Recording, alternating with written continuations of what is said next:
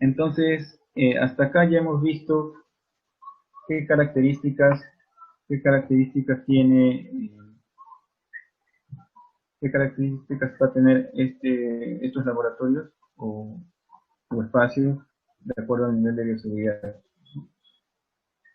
Y ese nivel de bioseguridad es de acuerdo a las características igual del agente biológico.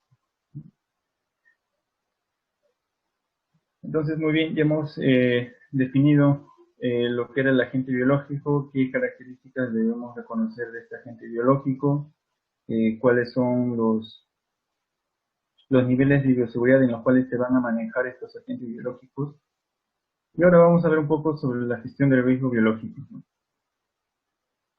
¿Cómo empezamos esta gestión de riesgo biológico? Lo primero que vamos a hacer es describir las actividades de trabajo. Yo debo reconocer qué actividades voy a realizar en mi espacio de trabajo y estas actividades que yo voy a realizar van a tener ciertos peligros, ¿no? Entonces igual debo identificar de acuerdo a las actividades que realizo los peligros.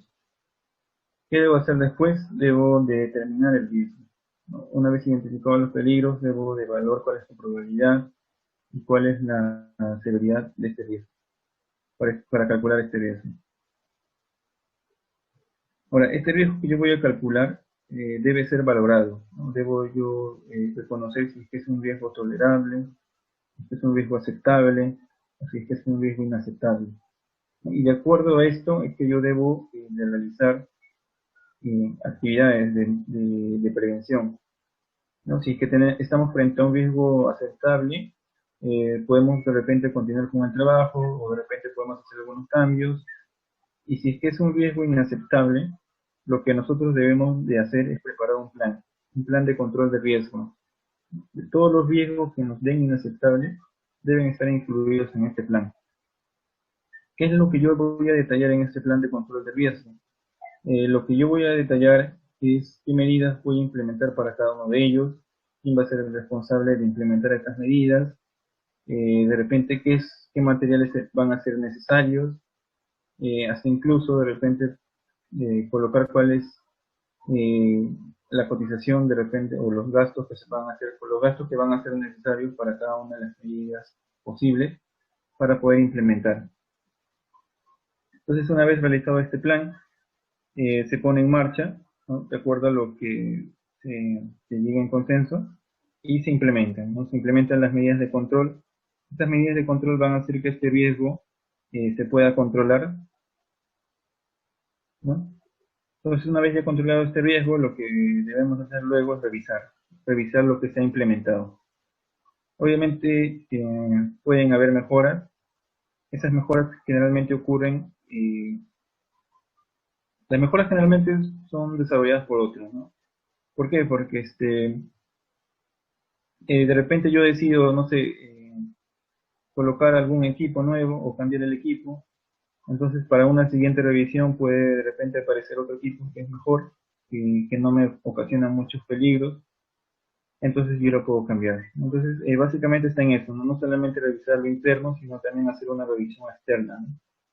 De repente aparecen nuevas herramientas o nuevos protocolos o de repente nuevos equipos o nuevos instrumentos que nos permitan a nosotros controlar nuestro riesgo en nuestro espacio de trabajo. Entonces, esa revisión no solamente es interna, como les comento, sino también es externa, ¿no? Es una revisión de equipos y protocolos que puedan haber aparecido recién.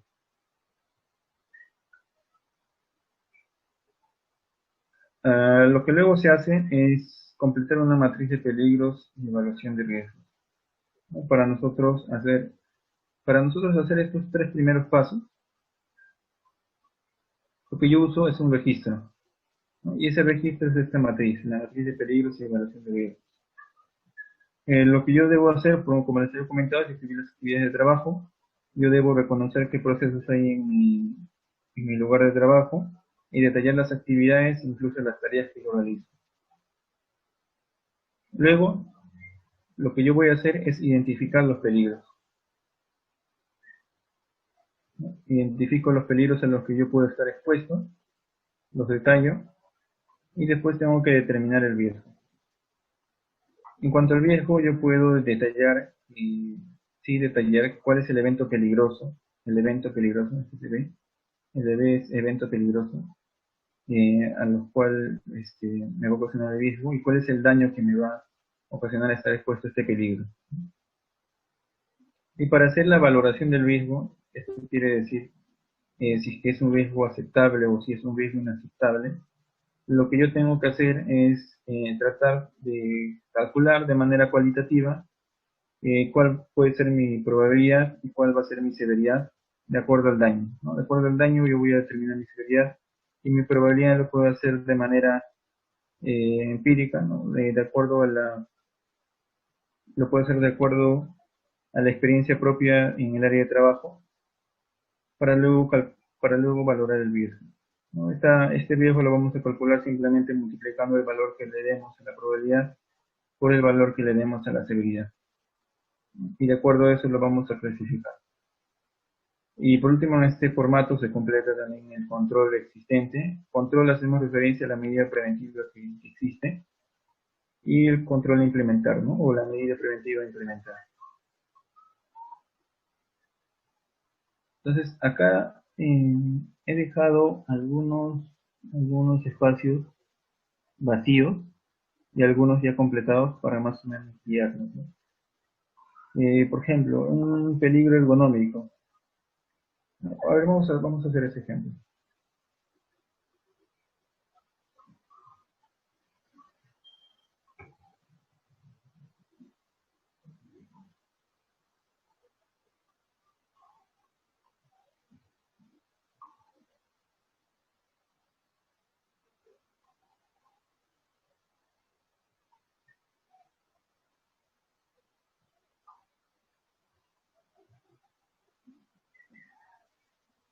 Por ejemplo, si hablamos de un proceso de toma de muestra, ¿no? Toma de muestra de repente de sangre venosa, ¿no?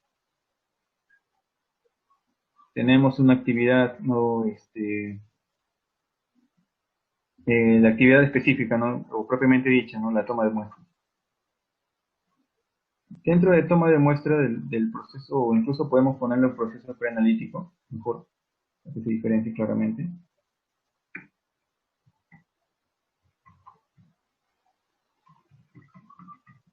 Proceso preanalítico tenemos, dentro del proceso preanalítico obviamente tenemos varias actividades, ¿no? Tenemos, identificación del paciente, toma de muestra, preparación de la muestra, transporte, recepción, etcétera.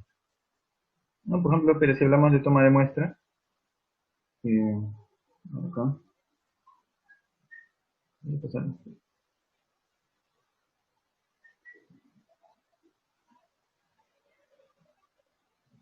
por ejemplo, nosotros, de acuerdo a lo que estamos realizando en nuestra área de trabajo,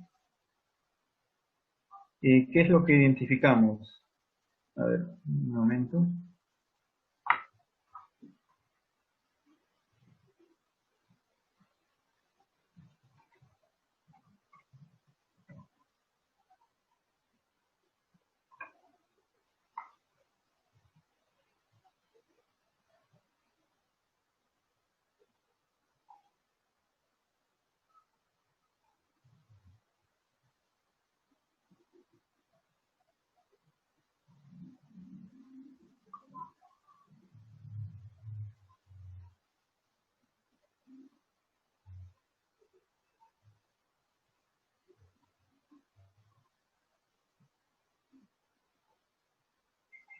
Y la principal, ya termino de hablar.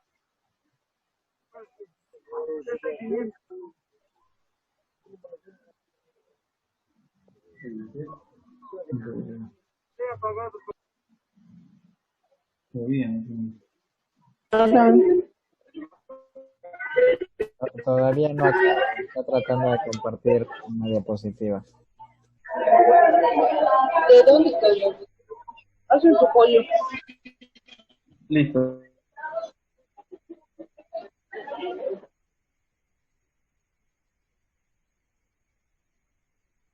A ver, ¿me escuchan? ¿Se me escucha?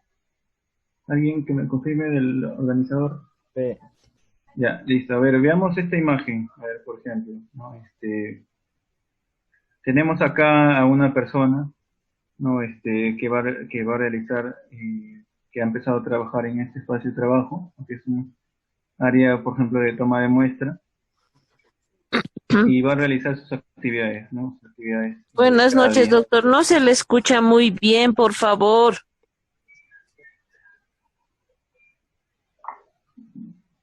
¿Ahí me escuchan? ¿Escuchan bien ahí? Ahí sí, gracias. A ver, listo. Entonces, como les comento, en este caso vemos a un profesional de laboratorio que va a realizar sus actividades diariamente, ¿no? Por las mañanas, empezando con la toma de muestra. Entonces, lo que vamos a ver es sus actividades, ¿no? Por ejemplo, ¿qué es lo que realiza? Va a realizar la toma de muestra a los pacientes. Vemos que lo va a realizar de manera parada, ¿no? De pie, no tiene una silla. Si usa guantes, va a utilizar guantes, tiene bata, usa mascarilla, ¿ok?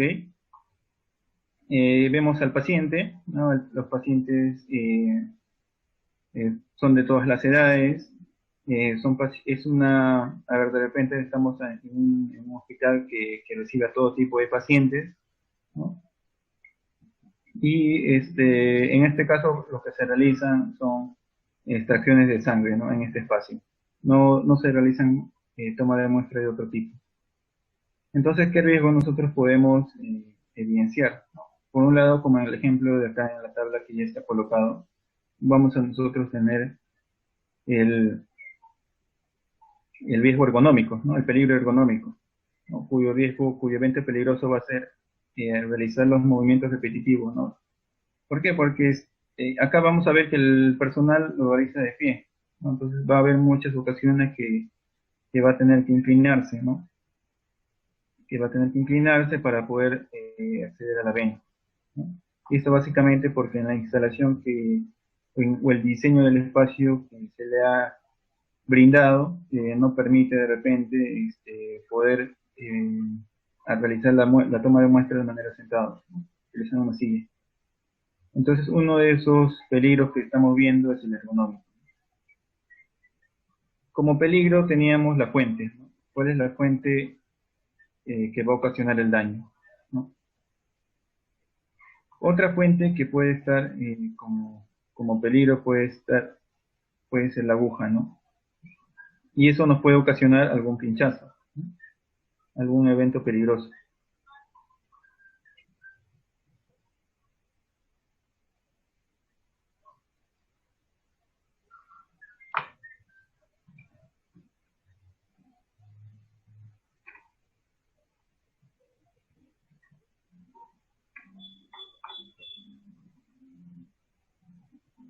¿Y qué daño nos puede ocasionar de repente la punción por la aguja, ¿no? Nos podemos infectar, ¿no? Nos podemos infectar por algún virus de repente, ¿no? Como puede ser la hepatitis C, la hepatitis B, ¿no? Hasta incluso VIH, ¿no?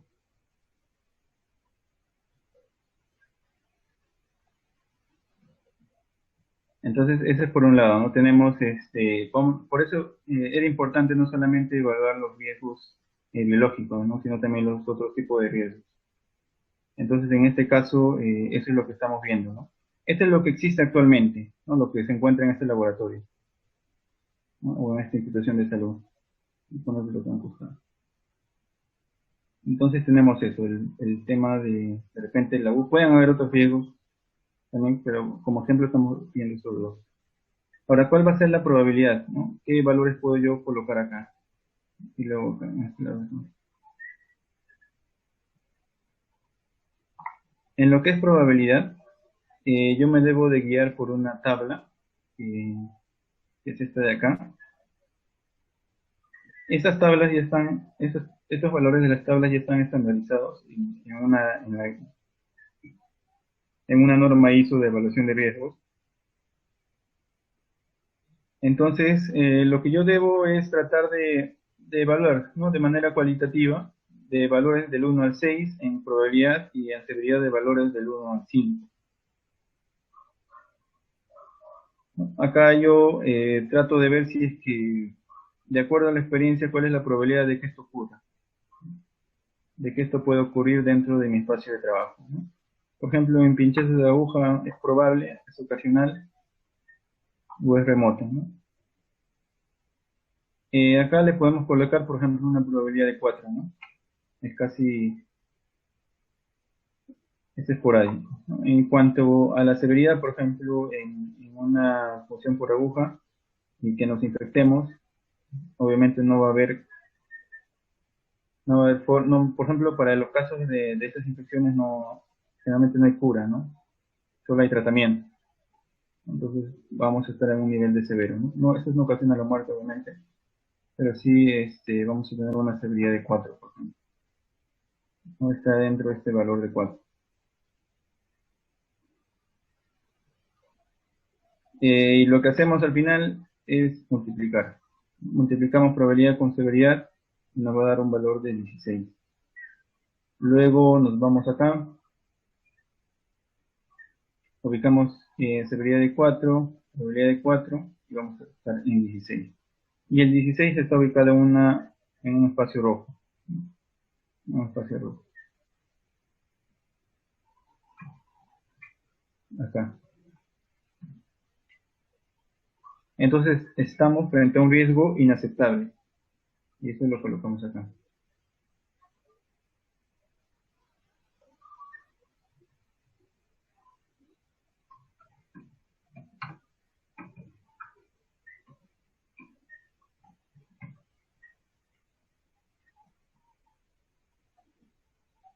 ¿Cuál es el control existente para evitar función por aguja? ¿No? ¿Cuál es el control existente? A ver, en la imagen no se ve, pero, a ver un momento.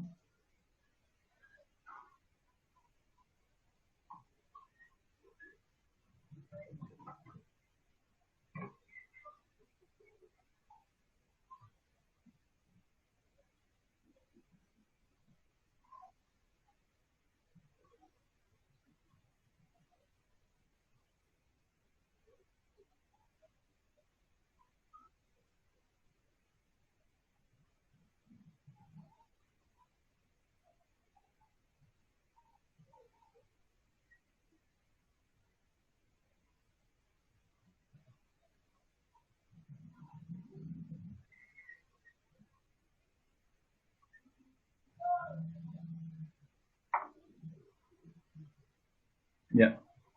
Lo que se usaba como agujas era esto de acá. Era este tipo de aguja, ¿no?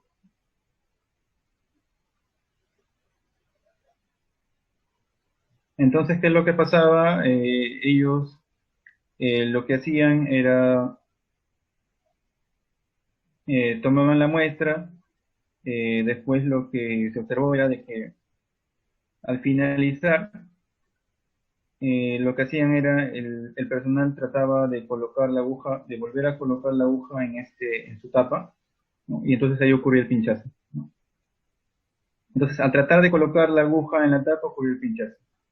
¿Por qué? Porque era una práctica que normalmente también lo hacían y, y no se tomaba en cuenta de repente descartar la aguja de frente en el recipiente, ¿no? Entonces, en este caso no había ningún control, ¿no? Podemos decir que no había ningún control, simplemente había esa mala práctica, ¿no? De volver a encapuchar la aguja. Entonces, control existente, ninguno. Control implementar. Entonces, en este caso, ¿qué podemos nosotros desarrollar, ¿no? Y acá se puede colocar. Lo que podemos hacer, por ejemplo, es tratar de que se compren estos tipos de agujas, de repente, los que tienen mecanismos de seguridad, los que tienen esto de acá. Eso hace que se cubra la aguja y así nadie no se pueda pinchar, ¿no? Por ese lado de acá. pero obviamente por este lado sí, quizá. Pero por eso igual es una medida posible para evitar lo que es la función, ¿no? La función occidental. Entonces podemos colocar eso como medidas o de control a implementar, ¿no? Acá puedo colocar de repente con utilización o empleo de agujas con mecanismo de seguridad. Ese es por un lado. Por el otro, podemos modificar nuestro procedimiento de repente de toma de muestra, ¿no? Detallando de que no se debe reencapuchar las agujas, ¿no? En su tapa, ¿no? Entonces, eso ya va por una parte el lado de capacitar, ¿no? Capacitación en el manejo en el descarte de objetos punzocortantes.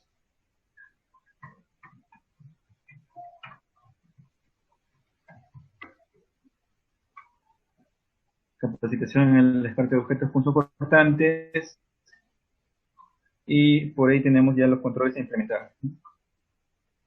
Igual podemos hacer con respecto al peligro ergonómico, ¿no? que estamos identificando en esta imagen. Calcular la probabilidad de la severidad, obviamente de repente vamos a tener un riesgo inaceptable, y el control inexistente no hay, y el control implementar es modificar, ¿no? Modificar este espacio para que se pueda colocar una silla, ¿no? Y el personal pueda operar de manera adecuada.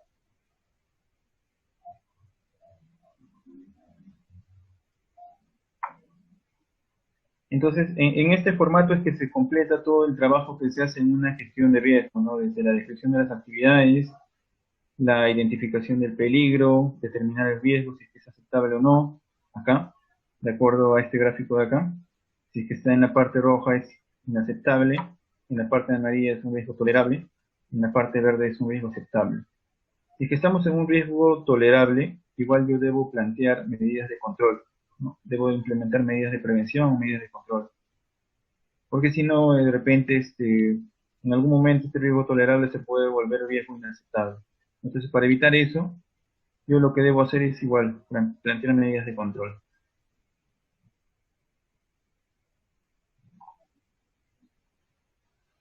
Acá tenemos algunas medidas necesarias para controlar la exposición o reducir la exposición, ¿no? Por ejemplo, mantener lo más bajo posible el número de empleados expuestos o que puedan estar expuestos al agente biológico, ¿no? Algo que se ha venido realizando actualmente, ¿no? Debido a la propagación del virus SARS-CoV-2 por aerosoles, por ejemplo, muchos han optado a reducir el aforo de su espacio de trabajo. El punto B nos dice diseñar los procesos de trabajo y las medidas de control de ingeniería de manera que se evite o se reduzca al mínimo la liberación de agentes biológicos en el lugar de trabajo, ¿no? En el punto C nos dice exhibir la señal de peligro biológico y otras señales de advertencia, ¿no? Esto para evitar de que personas que no trabajen en estos espacios y no conozcan los riesgos que allá estén presentes puedan ingresar y de repente se puedan accidentar o se puedan exponer al riesgo. Por ejemplo, puede ocurrir, ¿no? De repente alguien trabaja en el área de donde se procesan hematología y de repente va a visitar a su amigo que está en microbiología, ¿no? Y bueno, ingresa normalmente y por casualidad puede accidentarse, ¿no? Porque no conocía los riesgos que estaban presentes. Por eso, por un lado es eso también, y por otro también para evitar de que las personas externas no puedan ingresar, ¿no? Sin antes haber sido autorizados por alguien. En el punto D nos dice elaborar planes para hacer frente a los accidentes relacionados con agentes biológicos. En este punto nos menciona planificar. Cada año yo debo siempre estar programando acciones que debo realizar cada mes para evaluar si es que estamos nosotros realizando las actividades necesarias para poder reducir este riesgo, ¿no? Por ejemplo, planificar cada mes una inspección de si el personal hace correctamente la hora, o planificar una inspección si el personal se coloca adecuadamente los equipos de protección personal, ¿no? O de repente si se los usa en su lugar de trabajo, ¿no? Entonces, todas esas inspecciones, por ejemplo, se planifican, ¿no? Se colocan en un cronograma, se coloca quién es el responsable, cuáles son las fechas posibles. Punto E, nos menciona especificar los procedimientos de descontaminación y desinfección apropiados. De acuerdo al riesgo encontrado, en todo caso al agente biológico, yo debo desarrollar mis protocolos de descontaminación y desinfección. No a todo voy a utilizar lejía, ¿no? O lejía al 1% o al 10%, ¿no? Entonces, para cada agente biológico hay ciertos desinfectantes que son eficaces, ¿no? O de repente puedo utilizar lejía al 0.1%, alcohol del 70%, o compuestos fenólicos, etcétera. Entonces, todos esos detalles yo los debo incluir en este procedimiento de descontaminación y desinfección. En cuanto al punto F, nos menciona establecer medios para la recogida, el almacenamiento y la emisión segura de los desechos contaminados. Entonces, acá yo debo plantear, por ejemplo, cuánto tiempo máximo voy a almacenar los materiales contaminados, ¿no? Por ejemplo, las muestras procesadas, cuánto tiempo lo voy a mantener en almacenamiento, cómo yo voy a hacer el descarte, ¿no? Si es que va a ser necesario el uso de autoclave antes de enviarlo de repente a los residuos sólidos.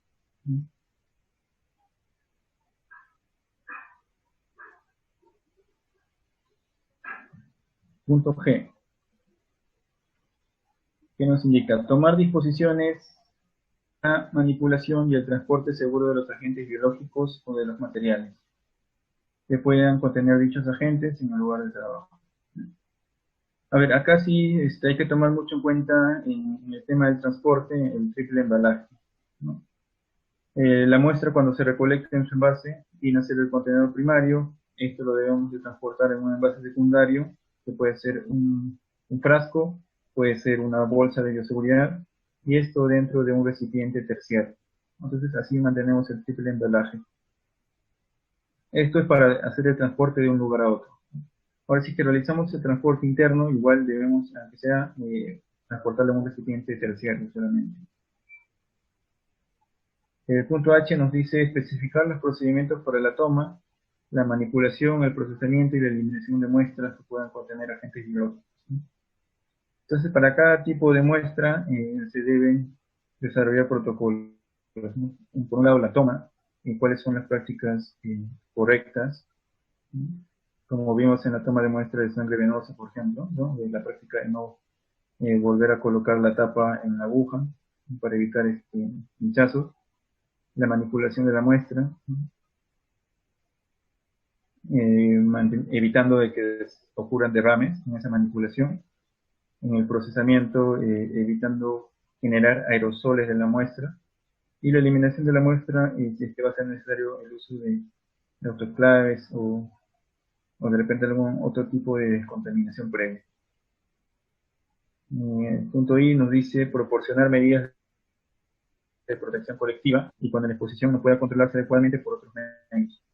Medidas de protección individual que incluyan en particular el suministro de prendas de protección adecuadas u otras prendas especiales. En medidas de protección colectiva, acá ya hablamos de todos, ¿no? ¿Qué es lo que debemos realizar, ¿no? Como por ejemplo el lavado de manos, el uso de los EPPs adecuados, y la conservación de los equipos de protección personal, entre, por ejemplo, las capacitaciones también para poder reducir la exposición. Punto J nos dice, cuando proceda a poner a disposición de los empleados que no sean ya inmunes al agente biológico al que estén o puedan estar expuestos a vacunas eficaces.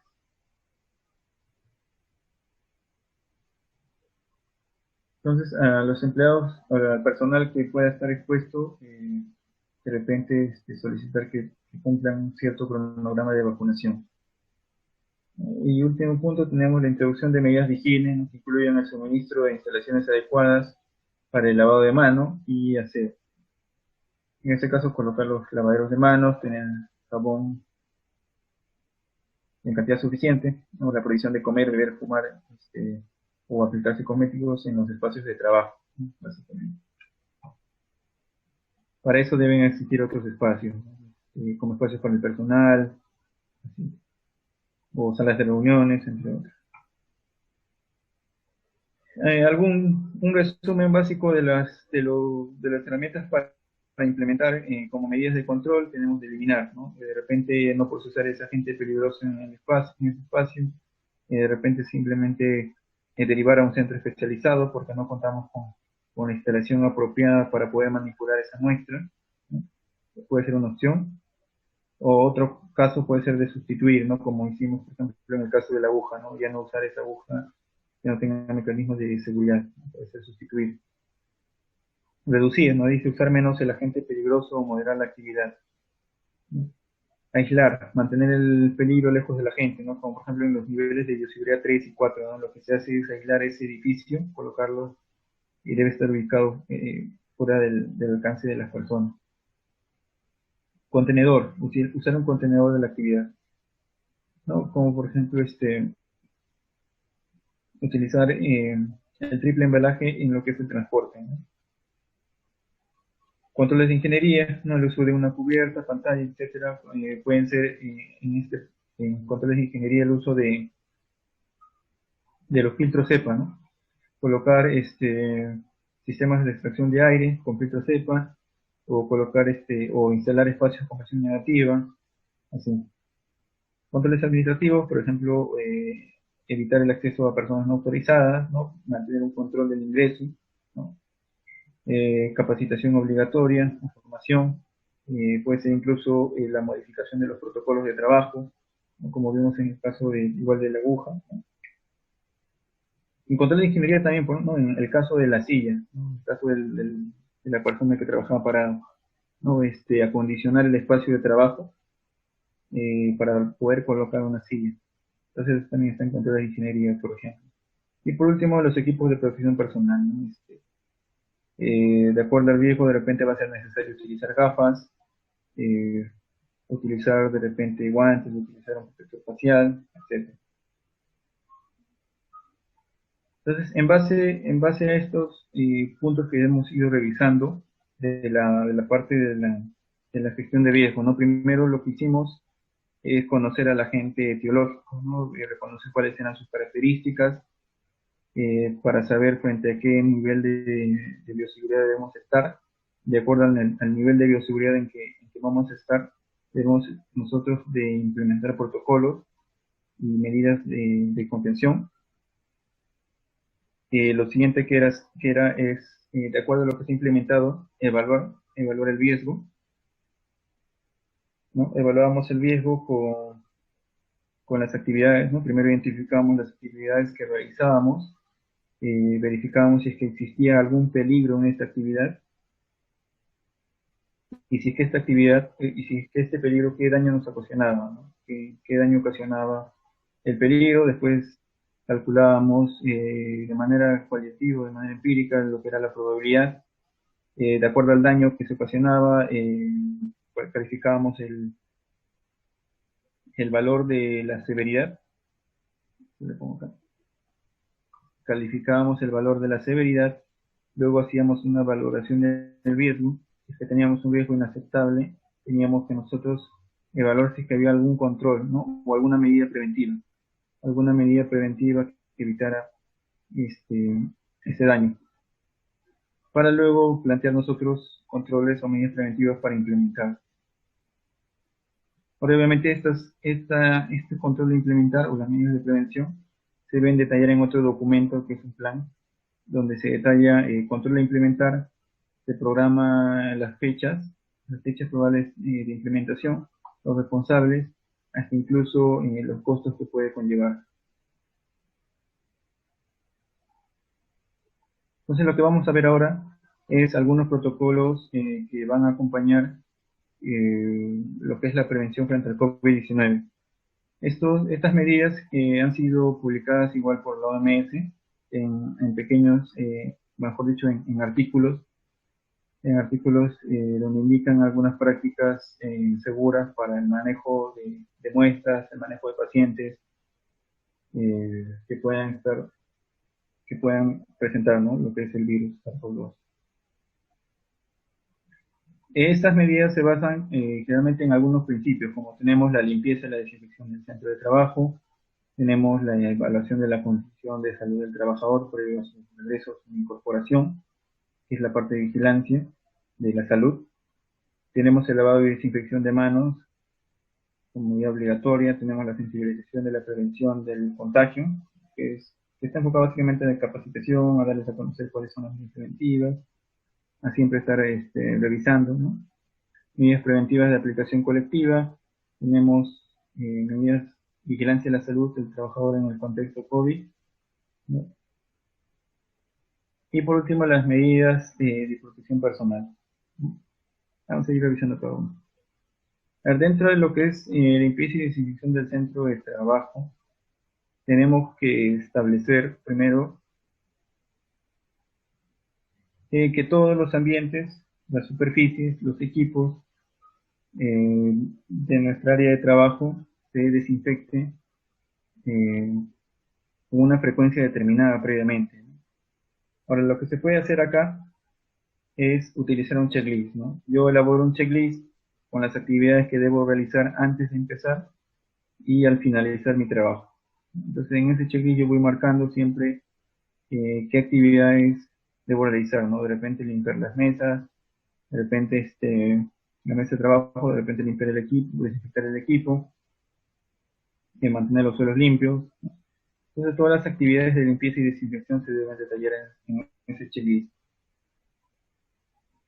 Después yo debo establecer la frecuencia, ¿no? Esta frecuencia igual lo puedo establecer en un formato donde yo voy a programar todas las actividades. Por ejemplo, la actividad usualmente no se programa eso, ¿no? Cuando uno ve que está sucio, lo empieza a realizar la limpieza y la desinfección. Es el caso clásico de las refrigeradoras. Las refrigeradoras usualmente no se limpian. ¿Por qué? Porque no está programado su limpieza.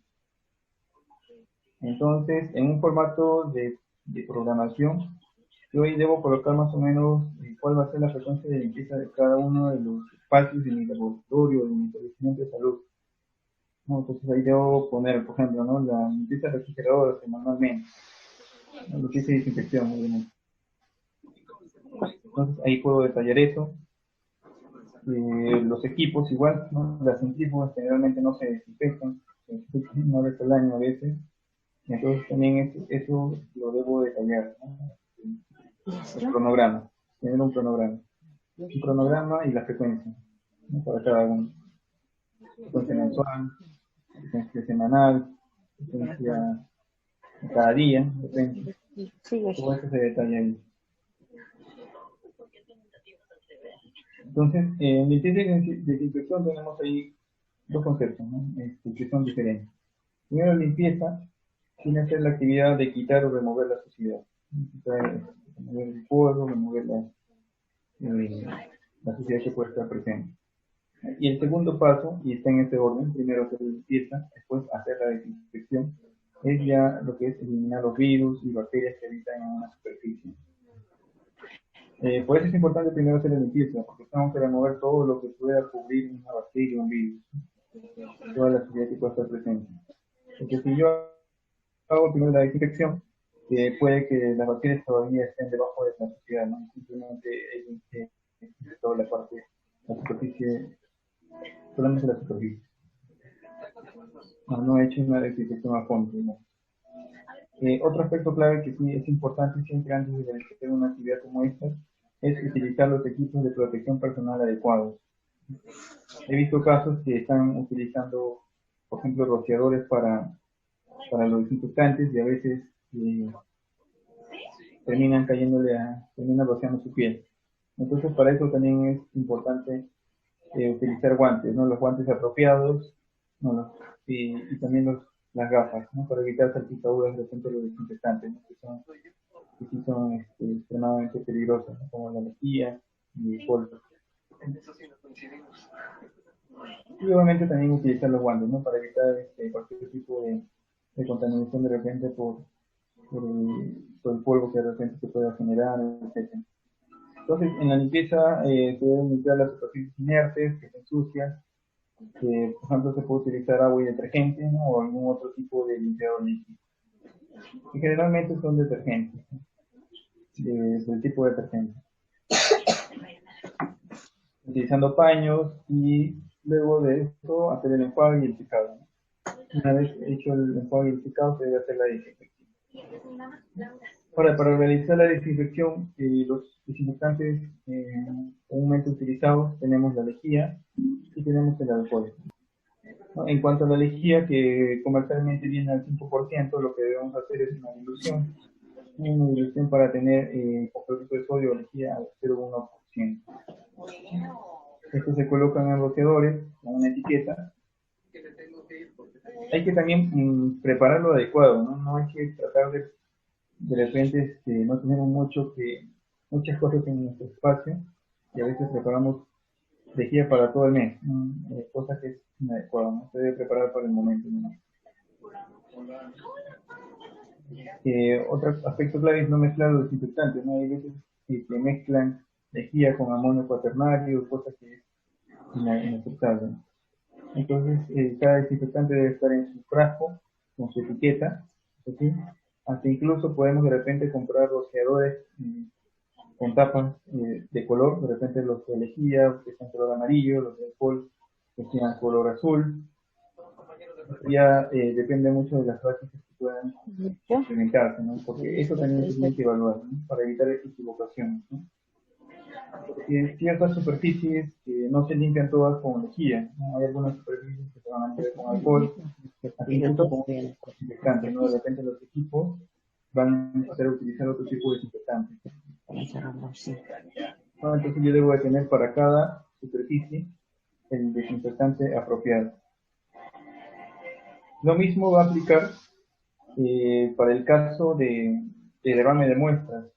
En el caso de derrame de muestras, lo que yo debo de tener es un kit de limpieza y desinfección.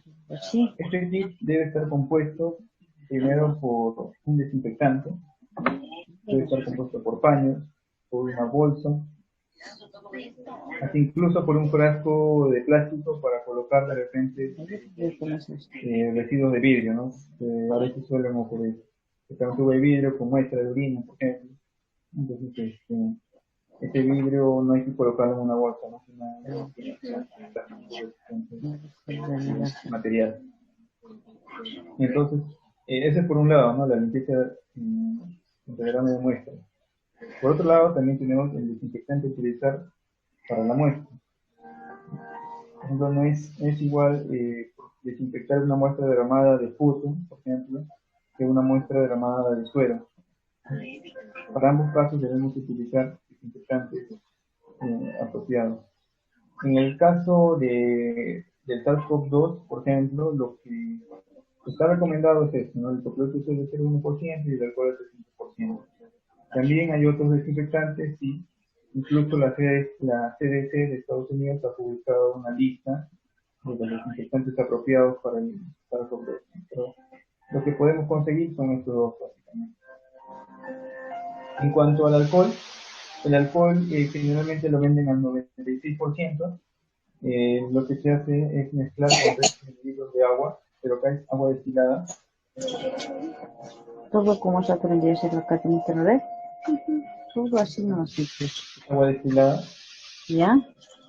Para tener alcohol al 70%. Eso.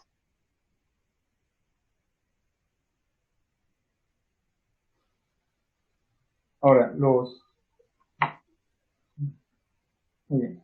Ahora los desinfectantes se aplican, ¿no? Con un paño húmedo por flotación, ¿no? Por flotación. También hay que tomar en cuenta el tiempo de repente de aplicación, ¿no? O de evaporación también, ¿no? Los desinfectantes.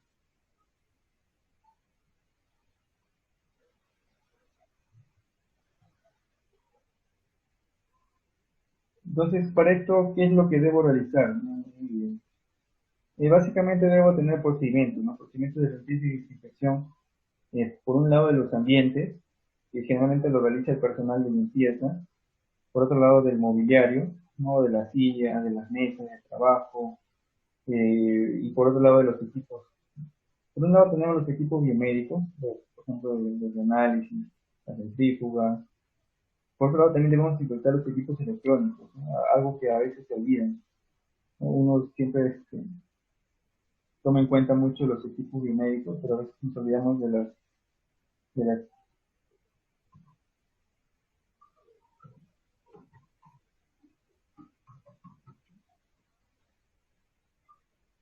a veces nos olvidamos, ¿no? De las impresoras, del teclado, de las pantallas. Entonces, eso también debe estar. En estos procedimientos hay que asegurar quiénes van a ser los responsables, ¿no? Quiénes limpian y desinfectan los espacios de trabajo, quién es el encargado, por ejemplo, de desinfectar la centrífuga, el teclado, ¿no? Quiénes van a ser los encargados. Y también la frecuencia, ¿no? Como les había indicado. Debe haber un instructivo de preparación de desinfectante, ¿no? Esto de acá, se les había indicado, ¿no? Cómo se debe realizar la preparación. Y ahí básicamente deben estar indicados los volúmenes, ¿no? El volumen necesario para poder obtener la concentración apropiada. Y también lo que les había indicado, ¿no? Cómo se debe realizar los procesadores, no se debe etiquetar, todo eso. Algunos incluso también desarrollan un procedimiento de supervisión de limpieza, que básicamente está en colocar quién es responsable, cómo se realiza esta supervisión, con qué frecuencia. Por último tenemos el registro. Tenemos un registro de proveedores también. Cada material de limpieza y desinfección debemos de comprarlo obviamente en proveedores confiables, ¿no?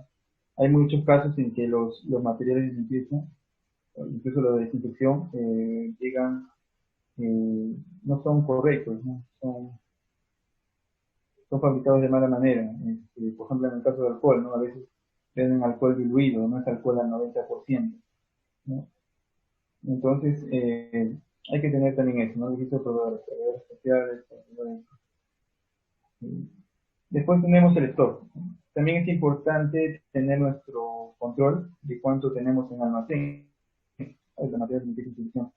No puede ser posible que en un laboratorio no haya lejía, ¿no? No haya alcohol. Entonces tenían que estar revisando el stock también para evitar utilizar desinfectantes con fecha ya vencido, ¿no? Con fecha de vencimiento que está cumplida. Porque si no vamos a tener un desinfectante con una acción inapropiada, ¿no? No va a tener el objetivo que deseamos, ¿no? Que es desinfectar. Entonces estos registros son claves, aparte de, por ejemplo, como les he indicado acá, de un registro de supervisión y de un registro de programación de las actividades. Esto viene instalado en la parte de limpieza y desinfección. En la parte de evaluar, una recomendación que dio la OMS, ¿no? De evaluar la condición de salud del trabajador previo al regreso o a la incorporación al trabajo. Entonces, uno de esos pasos que se sigue era identificar el riesgo al cual podría estar expuesto este trabajador frente al COVID-19, ¿no? En este caso. Si es que iba a ser un trabajador que iba a atender pacientes, o si es que es alguien que va a estar en la parte administrativa, o si es que es alguien que va a manejar muestras de pacientes posiblemente contagiados, ¿no? Entonces es importante identificar ese riesgo. Y el otro aspecto importante es hacer la evaluación médica, ¿no? Por un lado, el control de la temperatura del personal, y por otro lado, las pruebas serológicas, ¿no? Aplicar pruebas serológicas o moleculares para ver si el trabajador o el personal está apto para poder ingresar al centro de trabajo, o para poder incorporarse, o para poder empezar a trabajar.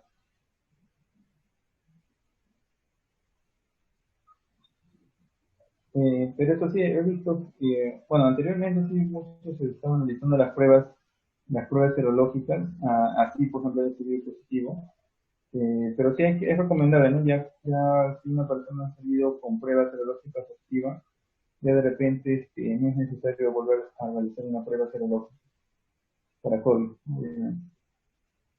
Entonces, ¿qué pasaba si en el momento de que un trabajador regresaba a trabajar o era contratado eh, y se detectaba que era caso sospechoso, ¿no?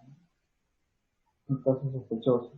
Lo que se debía hacer o lo que se debe hacer es derivar a un establecimiento de salud, ¿no? Debe ser evaluado por un responsable, en este caso de salud en el trabajo, para identificar los posibles contactos, ¿no?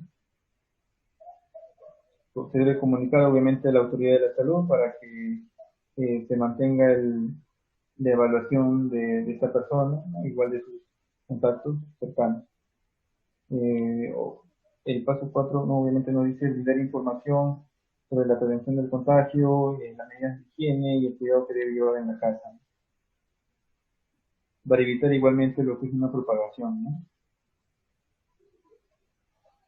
Y obviamente como es un trabajador, hay que hacerle seguimiento, ¿no? Siempre seguimiento técnico a distancia, ¿no? A ver cómo va mejorando cada día. En cuanto, bueno, y esto igual, ¿no? Debemos tomar mucho en cuenta si somos ante un caso sospechoso, puede que no necesariamente sea COVID-19, ¿no? Puede ser otras enfermedades, ¿no? En el punto 3, que nos dice lavado y desinfección de manos, ¿no? Para este punto es obligatorio tener lavaderos de manos, al menos en cada espacio, ¿no? En cada área, donde se procesan muestras, donde se atiende pacientes. Aparte de ello, también es recomendable el uso de alcohol en gel, ¿no? Por ejemplo, en espacios donde pueda ser difícil el uso o la instalación de un lavadero, ¿no? Pero igual, siempre, por ejemplo, es recomendable colocarlo antes del ingreso, ¿no? Antes del ingreso a un área. Antes del ingreso a un área. ¿Y qué es lo que se coloca? ¿No? Se tiene un lavadero de manos, se tiene un espacio para colocar el jabón, se tiene suministro de agua continuo, obviamente, porque no podemos estar en una instalación que de repente en algún momento se da el agua o no hay suministro de agua y no hay forma, ¿no? No tenemos de repente un tanque de agua para como contingencia u otro tipo, ¿no? Entonces es importante también eso, ¿no? Asegurar eh, la provisión continua de agua. Y después también es recomendable el uso de papel toalla, ¿no? Después, en cuanto a los puntos de desinfección, colocar alcohol en gel, ¿no? Tener alcohol en gel. Ahora también es importante esto, ¿no? La cantidad, ¿no? ¿Cuántos puntos de alcohol en gel yo voy a necesitar? ¿Cuántos lavaderos voy a necesitar? ¿No? De repente me hace falta, debido a que antes de repente no era tan necesario, pero ahora sí. Aparte de ello, lo que debo yo colocar es un afiche, ¿no? Un afiche con los pasos correctos, el tiempo correcto también, de cuánto es el tiempo correcto de lavarse las manos, cuánto es el tiempo correcto igual de la desinfección de las manos. Y esto colocado en cada espacio donde hay un lavadero, donde hay un dispensador de alcohol en gel. Y alguna recomendación adicional que hay es, por ejemplo, el uso de dispensadores de alcohol en gel con sensor, ¿no? Para ya no estar presionando, solamente coloco debajo de la mano, el sensor se acciona y el alcohol en gel se dispensa apropiadamente. Entonces así ya no estamos teniendo un contacto con el dispensador de alcohol en gel. En el caso de lavaderos de manos, también es recomendable de repente aquellos que sean accionados con pedal o con el pie, o aquellos que puedan ser accionados con la muñeca, ¿no? O con el codo. Este es lo recomendable en una institución de salud, en un laboratorio. En cuanto al siguiente punto, que es la sensibilización de la prevención del contagio en el centro de trabajo. En sensibilización, obviamente, no solamente vamos a hablar de dar una capacitación, ¿no? Una capacitación al personal, decirle cuáles son los signos, cuáles son los síntomas del COVID-19, cómo se transmite, cómo existe terapia, cuáles son las medidas de prevención, ¿no? Esto se puede acompañar siempre de papeles informativos colocados en espacios, ¿no? Se debe incluir lo que es el distanciamiento social, el uso adecuado de los equipos de protección personal, la higiene de manos, algunas prácticas correctas, ¿no? Como por ejemplo toser o estornudar por en la boca, el uso de mascarilla obligatorio, también indicar siempre al personal que reporte si presenta algún síntoma que pueda estar relacionado al COVID-19, ¿no? Para hacer una detección temprana, ¿no? Y de repente evitar propagación en nuestro centro de trabajo, ¿no? Porque puede ser fatal que todo nuestro centro de trabajo se infecte, ¿no? Todo nuestro personal. Entonces, estas medidas de sensibilización siempre deben estar acompañadas con un canal de comunicación. Este canal de comunicación puede ser habilitar grupos de WhatsApp, ¿no? Habilitar un correo especial, ¿no? para la atención en caso de COVID-19 y así, ¿no? Y educar permanentemente, ¿no? En ese grupo de WhatsApp o por correo se pueden enviar siempre información, ¿no? Actualizada o medidas de prevención, que de repente uno puede estar identificando que no se cumplen, ¿no? Que de repente nuestro personal va dejando de cumplir, ¿no? Que es algo que actualmente está pasando, ¿no? Que ya muchos están dejando de lado las medidas de prevención, ¿no? Están como que olvidando un poco, pero igual siempre hay que estar alerta. En cuanto a las medidas de aplicación o medidas preventivas de aplicación colectiva, tenemos el uso, explicar siempre el uso adecuado de la mascarilla, ¿no? Y el uso obligatorio, siempre asegurar que el personal que regresa esté capacitado, ¿no? O también mejorar nuestros sistemas de ventilación, ¿no? Nuestros sistemas de ventilación, porque no puede haber espacios cerrados, ¿no? Espacios sin ventilación, ¿no? Incluso donde trabajan bastante, ¿no? Puede estar cerrado, sí, pero de repente si limitamos el aforo, aunque si reducimos la cantidad de personas en ese espacio cerrado. La ventilación de ambientes, el distanciamiento social, las reuniones de trabajo, las capacitaciones pueden ser virtuales, ¿no? Porque recordemos que una de las medidas de transmisión es por aerosoles, ¿no? Y esos aerosoles se pueden producir mucho por hablar fuerte, ¿no? Que solamente suele ocurrir cuando uno hace una reunión y está con mascarilla, ¿no? Generalmente tiende a elevar un poco más la voz. Por eso generalmente pues debe ser virtual, ¿no? La capacitación. Sí es esencial mantener el distanciamiento. Por otro lado tenemos el uso de medios digitales, ¿no? Los correos, ya no de repente antes de repente imprimíamos un documento y lo enviábamos al administrador o de repente al supervisor, entonces ahora de repente ya no debemos hacer eso, ¿no? Por ejemplo, debemos utilizar los correos, debemos utilizar algunos aplicativos de repente para poder comunicarnos o para poder hacer el trabajo de una manera diferente, ¿no? Y eso también para evitar compartir artículos, ¿no? Por ejemplo, cada personal debe tener su material de trabajo, ¿no? Realmente a veces en el laboratorio todos usan el mismo lapicero, todos usan el mismo plumón, entonces ya de repente cada uno debe utilizar sus propios materiales, ¿no? Incluso su propio espacio de trabajo, ¿no? Debe estar limitado. El uso de barreras físicas, sí, también he visto en algunos casos que usan protectores que separen, ¿no? Al que toma la muestra del paciente. Otras medidas de aplicación colectiva, ¿no? Evitar aglomeraciones en el ingreso y la salida.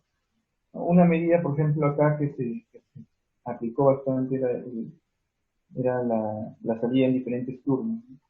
Se acomodaron los horarios y también esto por la poca disponibilidad, ¿no? Por ejemplo, de medios de transporte. Entonces se acomodaron los horarios y así también se evitaba las aglomeraciones en el ingreso, de repente en la salida. ¿no? Y también que el personal pueda llegar a tiempo al área de trabajo. Si existen, por ejemplo, comedores en el centro de trabajo, también se deben limitar el aforo, ¿no? Establecer igual turnos de almuerzo. En esos espacios de comedores, igual contar, ¿no? Con desinfectantes, alcohólicos, y siempre hacer la limpieza después que uno va terminando de ingerir sus alimentos, ¿no? Marcadores de asistencia personal deben ser de aproximación. Esta es, por ejemplo, una recomendación, ¿no? Hay espacios de trabajo que tienen marcadores de asistencia con huella dactilar, por ejemplo. Por ejemplo, se recomienda tener el uso de estos marcadores, ¿no? Por ejemplo, con el ojo, ¿no? Algo así. O de repente con tarjeta, quizás. Después tenemos ninguna cabina de tipo que se utilice para los trabajadores. Antes era muy común el uso de estos túneles, ¿no? Donde uno pasaba y se desinfectaba supuestamente. Y eso ha quedado descartado por la OMS, ¿no? Hemos dicho que no se debe utilizar. Por ejemplo, esos túneles son recomendables, son utilizados, por ejemplo, en los laboratorios de seguridad nivel 4, ¿no? Donde en la esclusa había una ducha. Entonces uno al salir se limpiaba de todos los posibles agentes biológicos que se haya podido tener en su vestimenta. Entonces, por ejemplo, esto sí es aplicable en niveles de biodiversidad 4, ¿no? Porque uno está protegido con su tipo de protección personal. Pero en los casos de personas que solamente están cubiertas por mascarilla, ¿no? Ahí sí es complicado, ¿no? Uno se puede lastimar las mucosas de la vista o de la piel incluso. Después tenemos otra recomendación, ¿no? Establecer puntos de acopio con bolsa de ropa para el CPP, ¿no? Algo que finalmente no existe, ¿no? Tener un tacho rojo especial para los CPP, para las mascarillas que se descartan. Porque normalmente tenemos en nuestro espacio de trabajo un vestuario, ¿no? Un vestuario donde a veces teníamos solamente un tacho negro, ¿no? Entonces, para botar los residuos comunes, ¿no? Los papeles, de repente la bolsa o algún otro tipo de material, ¿no? Pero ahora es necesario tener un tacho con bolsa roja, ¿no? Para los residuos biológicos. Y generalmente está detallado en lo que es una mascarilla. Otra recomendación pues, son en caso de mujeres gestantes, ¿no? Que se evalúe el riesgo al cual puede estar expuesta y en todo caso puede estar en descanso médico. Medidas de protección personal, ¿no? Se debe asegurar la disponibilidad, ¿no? En este caso, usa una recomendación igual que hizo la OMS de tener un registro de cuánto hay en almacén, ¿no? Y calcular, eso sí, hay que hacer un cálculo de cuánto es el consumo semanal, ¿no? Cuánto es el consumo semanal de mascarillas, o incluso mensual, ¿no? Dependiendo también del equipo de protección personal, ¿no? De las mascarillas, de los guantes, de las batas desechables, y de los otros productos que puedan utilizar, ¿no? Incluso proporcionaron una tabla en Excel que hacía ese cálculo y uno podría determinar cuál era la cantidad necesaria que debía de tener en almacén, ¿no? De ese equipo de protección personal. Entonces es importante hacer ese control y tener los detalles del equipo de protección personal que nos indique el fabricante también.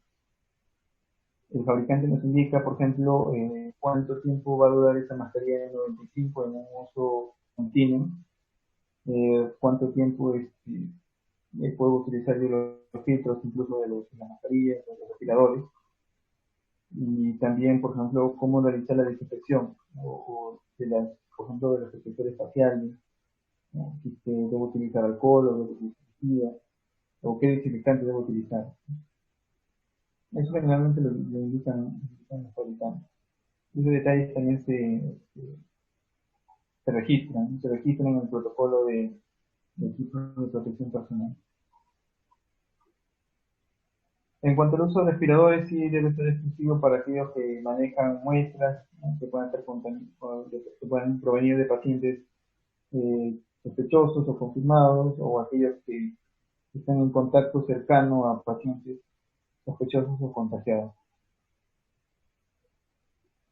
Por ejemplo, también el uso de mascarillas quirúrgicas es recomendable para la población porque está en contacto frecuente con personas con posibles síntomas, ¿no?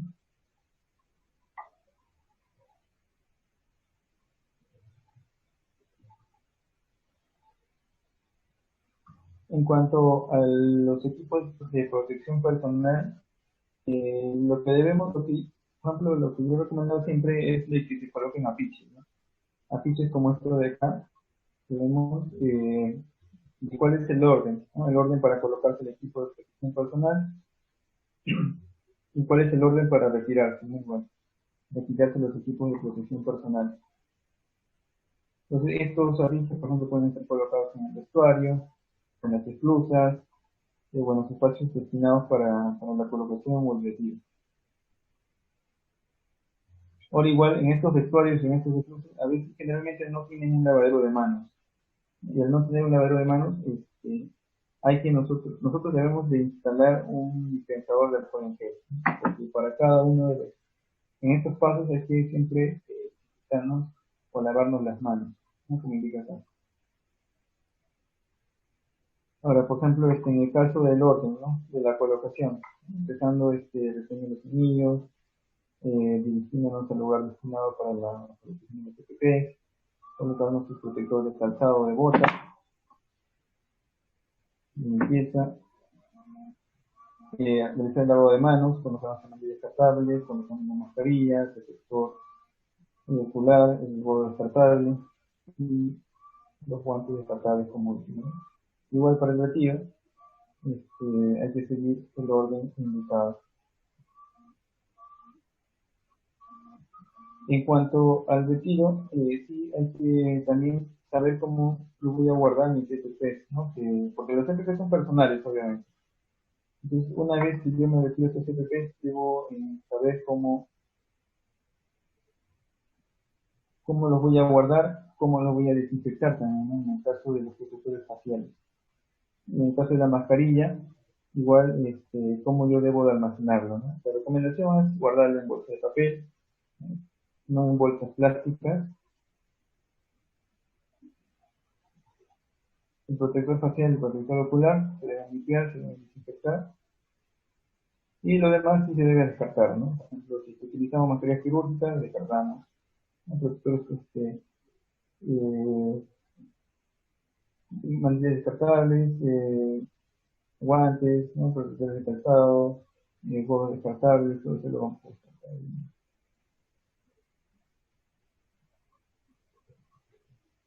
¿Qué registros o qué es lo que yo debo de tener? ¿Qué registros y protocolos debo desarrollar? En cuanto a protocolos, debo tener el de uso de los EPPs, ¿no? Donde detalle, básicamente lo que acá tengo en imágenes, lo detalle de manera escrita, ¿no? Y lo que hemos detallado, ¿no? Lo de cómo guardar, cómo desinfectar, cómo limpiar.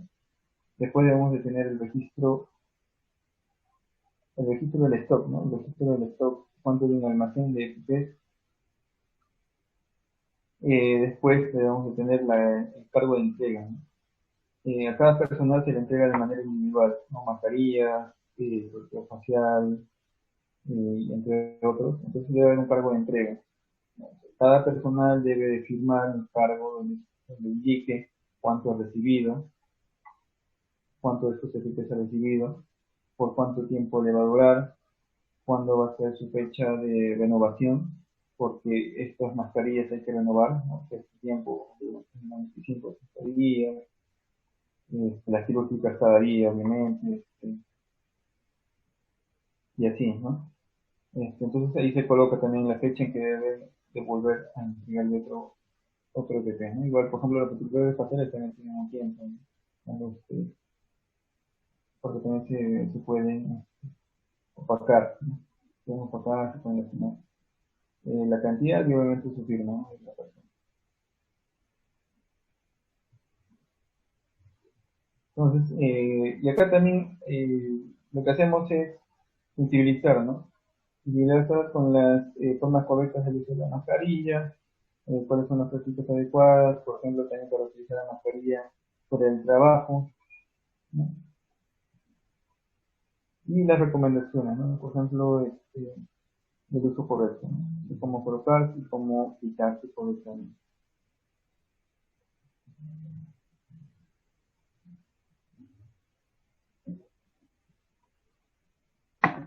Como último punto tenemos la vigilancia permanente de comorbilidades relacionadas al trabajo. Acá ya hablamos de cómo yo voy a vigilar al personal que no desarrolle síntomas de COVID-19 o que no tenga un personal con COVID-19 en el centro de trabajo, ¿no? Entonces, por un lado tenemos el control de la temperatura, ¿no? El control de la temperatura es importante porque el COVID-19 es una enfermedad que obviamente ocasiona fiebre, ¿no? Una fiebre leve, una fiebre alta, dependiendo de la gravedad. Entonces, por un lado, por eso está el control de la temperatura, ¿no? Al momento de ingresar, incluso es recomendable también al momento al finalizar, ¿no? Para ver si puede presentarse también durante el desarrollo del trabajo.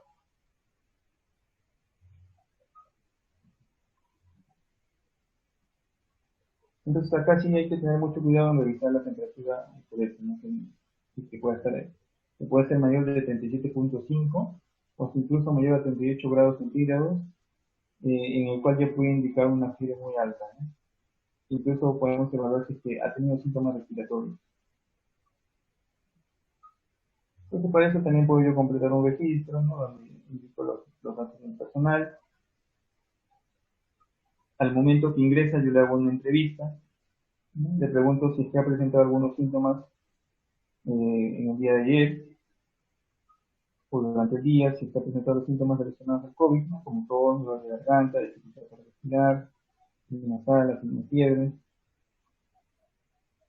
Si es que ha tenido contacto con una persona sospechosa o contagiada, también puede ser el tema sospechoso si ha sido contacto cercano, registrar la temperatura, solicitarle que se realice la limpieza de desinfección al momento de ingresar, ¿no?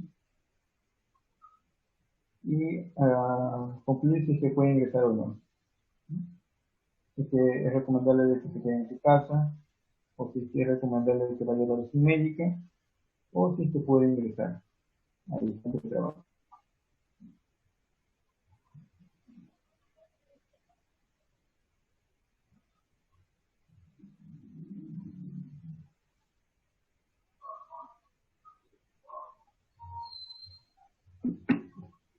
Lo que tenemos acá es la medición correcta de la temperatura, ¿no? Que debe ser en la frente, porque es el área donde se concentra, donde se debe realizar una unidad de la temperatura corporal, ¿no? Porque en partes exteriores la temperatura no es la misma, ¿no? Como es la que nos indica el valor de 35, o el valor referencial, ¿no? De 37 grados. ¿Qué hacemos? Son recomendaciones, por ejemplo, eh, vamos a utilizar obviamente termómetros infrarrojos, ¿no? Porque no podemos utilizar los termómetros de mercurio. Entonces lo que hacemos es, algunas recomendaciones que nos han indicado es que debemos, por ejemplo, de dejar de temperar antes de ser usado, ¿no? Que alcance la temperatura ambiente, porque a veces lo guardamos, ¿no? Lo guardamos en cajones, en otro lado. Entonces, lo que debemos hacer es atemperar, esperar un rato, unos 10 minutos antes de utilizarlo, para que se estabilice su propia temperatura también, con la temperatura del ambiente. Comprobar que esté limpio, ¿no? Especialmente el lado donde está el sensor. La persona que se va a medir debe estar quieta, no debe moverse. La distancia igual entre el termómetro debe ser la recomendada igual por el fabricante, ¿no? Que generalmente es a pocos centímetros, tampoco es pegar el sensor con la frente de la persona.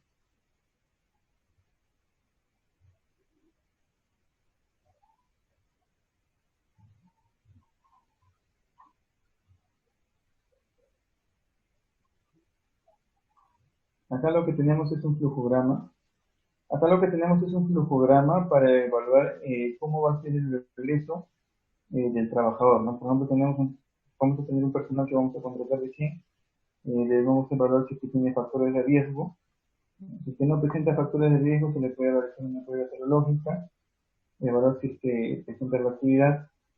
Si es que es reactivo, por ejemplo, y no, obviamente no tiene síntomas, vamos a hacer algo asintomático probable. Y por la recomendación es que realice cuarentena 7 días, ¿no? Y si en esos 7 días obviamente no presenta algún síntoma, puede incorporarse al trabajo, ¿no? En caso de no reactivo, sí puede incorporarse al trabajo normalmente, ¿no? Pero en caso tuviera factores de riesgo, debe pasar por una evaluación médica para saber si es que puede trabajar. Y si se va a trabajar, así teniendo factores de riesgo, debe cumplir con todas las medidas de prevención siempre, ¿no? Utilizar la mascarilla, eh, pasar siempre por supervisión médica. Estos son generalmente los factores de riesgo.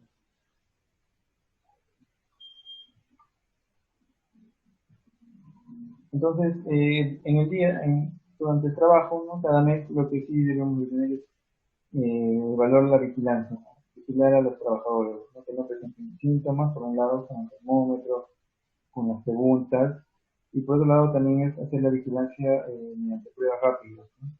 Lo que debemos hacer igual un programa, tener programado para cada personal qué fechas se les va a realizar las pruebas rápidas, ¿no? Cada mes.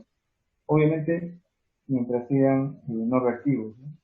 Y cuando sean reactivos ya no va a ser necesario realizar la prueba rápida. Y de los que van siendo no reactivos, siempre estar en contactos en constante seguimiento, ¿no? Mediante las pruebas rápidas.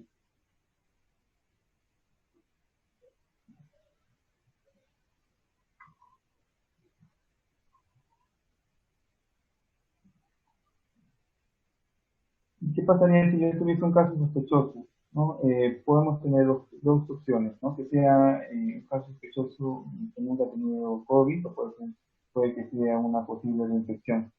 O si es un sospechoso nuevo, digamos, se aplica una prueba rápida,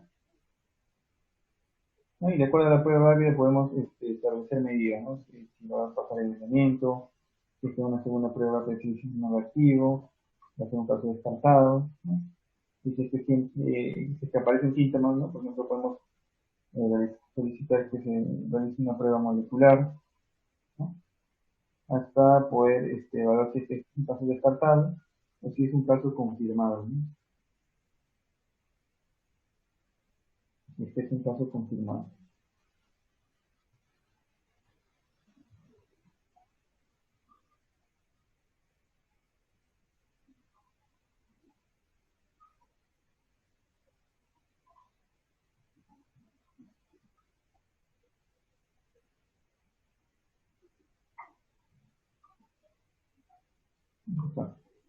Y que es un caso confirmado igual, ¿no? Evaluar qué tipo de caso es, ¿no? De acuerdo a los síntomas, ¿no? Si es caso leve, si es caso severo, ¿no? Se va a requerir hospitalización, ¿no? Hasta que este personal pueda regresar al trabajo. Y igualmente el caso confirmado estará en aislamiento, ¿no? Mínimo 14 días hasta ver que los síntomas desaparecen.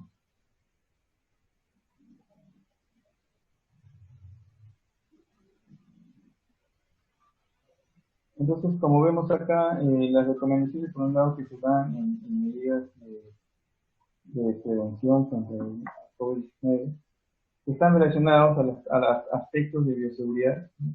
Por un lado vemos que se implementan eh, medidas de control en cuanto al uso de equipos de protección personal, medidas de protección administrativa, ¿no? Como la medición de temperaturas en ingreso, se pueden también establecer medidas de control de ingeniería, ¿no? Como por ejemplo implementar lavaderos de manos, implementar dispensadores de alcohol en gel con sensores. Entonces todo eso, pues, igual todas esas medidas deben estar contempladas de acuerdo, obviamente están contemplados de acuerdo al riesgo, ¿no? Al riesgo que ocasiona el SARS-CoV-2. Estas medidas son simples, son viables, pero pueden ser rigurosas, ¿no?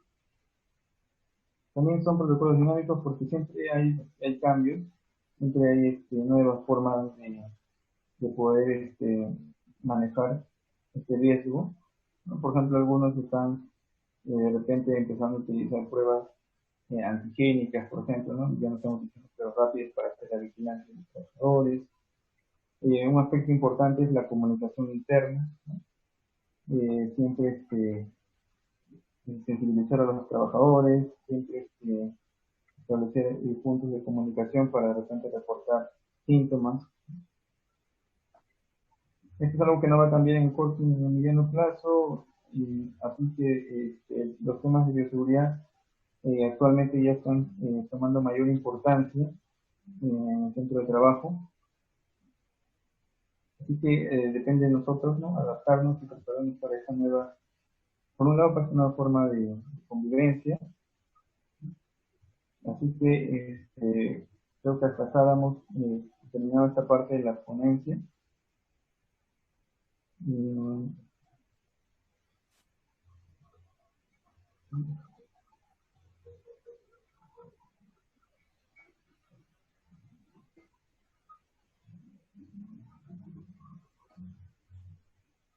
A ver, de repente tenemos algunos comentarios, algunas experiencias que de repente nos puedan contar para poder revisarlos.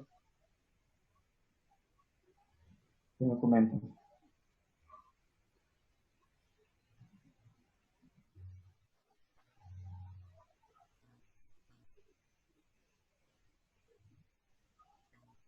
Si alguien desea comentar, puede activar su micrófono o escribir en el chat, por favor.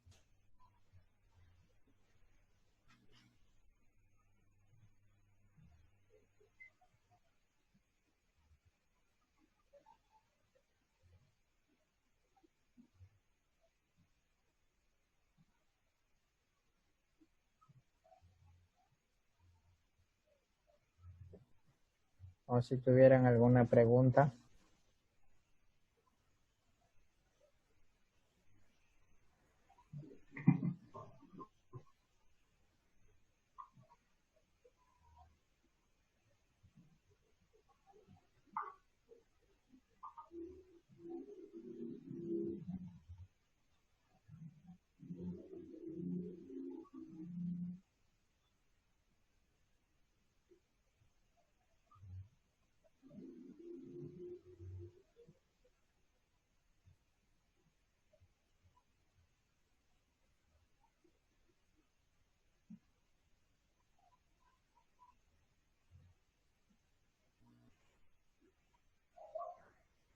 Bueno, si es que no hubiese ninguna pregunta, hacerles recordar que continuamos el día de mañana en el mismo horario, por favor.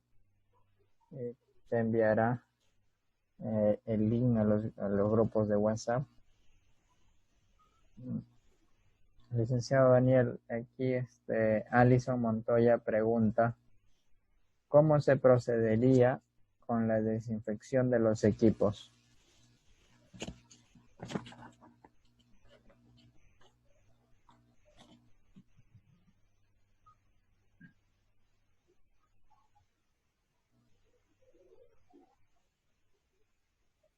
Daniel.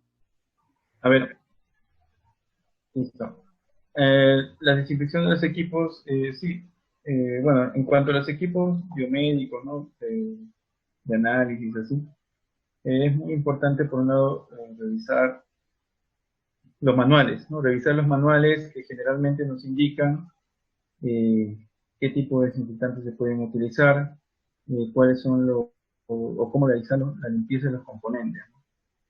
Porque si no revisamos esto, a veces podemos dañar, ¿no? Podemos dañar de repente los lectores, podemos dañar la superficie, incluso podemos perder lo que es la garantía, ¿no? La garantía del equipo a veces.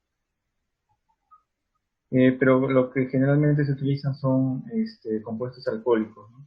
Ya sea isopropílico, ya sea alcohol etílico al 70%, que es lo que comúnmente se utiliza, ¿no? Y lo otro que sí, hay que siempre tomar en cuenta, ¿no? Los componentes del equipo, ¿no? Por ejemplo, hay equipos que utilizan, por ejemplo, los de bioquímica que utilizan agua destilada, ¿no? Y utilizan mangueras para poder para los desechos, ¿no? Entonces también hay que incluir en programas de limpieza, no solamente el equipo, sino también los accesorios, ¿no? Como los tanques de desecho, los tanques de agua destilada, este, eso es por un lado, ¿no? Igual los equipos hematológicos también, ¿no? Que tienen igual los mismos contenedores. Y obviamente dentro del plan, nosotros siempre tenemos una programación de mantenimiento, ¿no? Que debemos cumplir, que es el mantenimiento preventivo que se programa siempre a inicios de año. En ese mantenimiento preventivo, que generalmente lo realiza un especialista, se debe incluir también, ¿no? Lo que es la limpieza a fondo del equipo, ¿no? Y a limpiar la parte interna, ¿no? Los componentes internos, por ejemplo, ese especialista que conoce obviamente el equipo, puede realizarlo, ¿no? Y eso lo debe detallar en un informe que pueda dar, ¿no? De que se realizaron tales actividades, no solamente los de repente de lubricación, de mantenimiento, de cambio de piezas, ¿no? Sino también lo de limpieza, ¿no? La limpieza interna de los componentes, entre otros. Entonces, eso es por un lado en la parte de los equipos de médicos, ¿no? Igual como les he comentado, debemos también desinfectar lo que son los equipos electrónicos, ¿no? Que también debemos programarlos, ¿no? Lo que es la limpieza. Al igual que programamos un mantenimiento.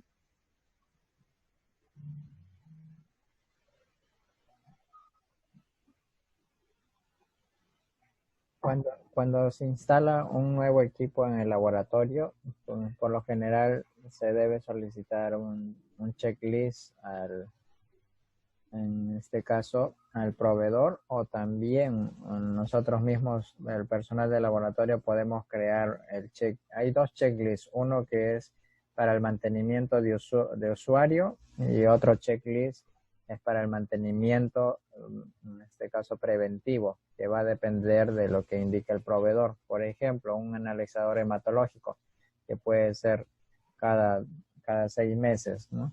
Entonces, en ese checklist se describe ahí cómo va a ser el procedimiento de limpieza. En este caso, en el de usuario, se describe el procedimiento de limpieza diaria y ahí se debe considerar o detallar la solución a usar. Si tuvieran otra pregunta, por favor, ahí en el chat. Estamos leyendo ahorita las preguntas del chat.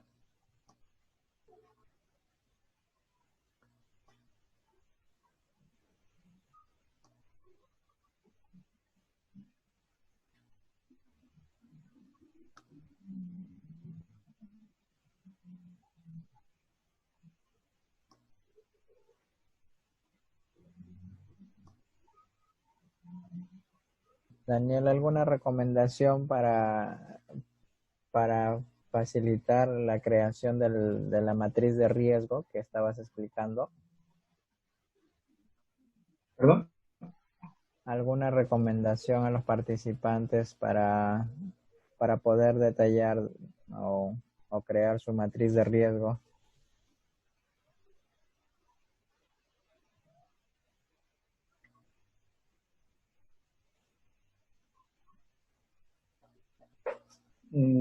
El cuadrito que estabas explicando donde...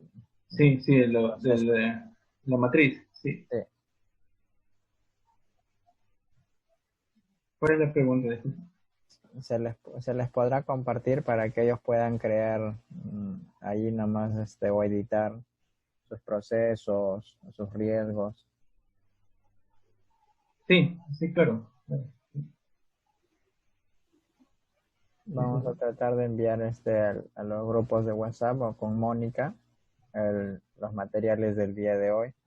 Bueno, si es que no viene más preguntas, agradecemos a todos ustedes por la asistencia, por acompañarnos hasta estas horas y le esperamos el día de mañana, igual a la misma hora de inicio, con las normativas ya exclusivamente de Bolivia. Gracias a todos. Hasta el día de mañana.